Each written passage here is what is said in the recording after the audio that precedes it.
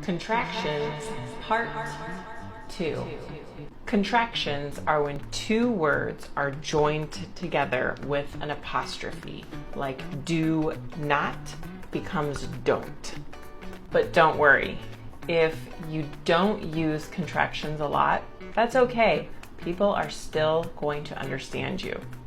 If you don't feel comfortable with them, practice them. Practice them when you're alone so you're more confident when you're speaking with others.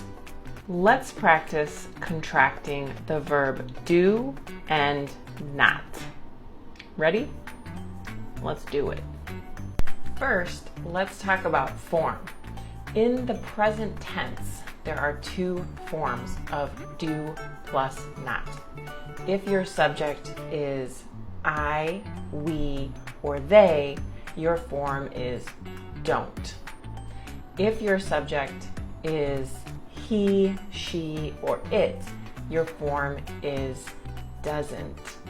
And in the past tense, did plus not is didn't. And this form is the same no matter what your subject. We also need to talk about pronunciation with don't, doesn't, and didn't. These all end in a T sound.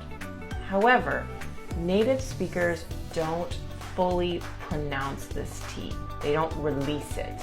So instead of saying, I don't remember, it sounds more like, I don't remember. I don't remember.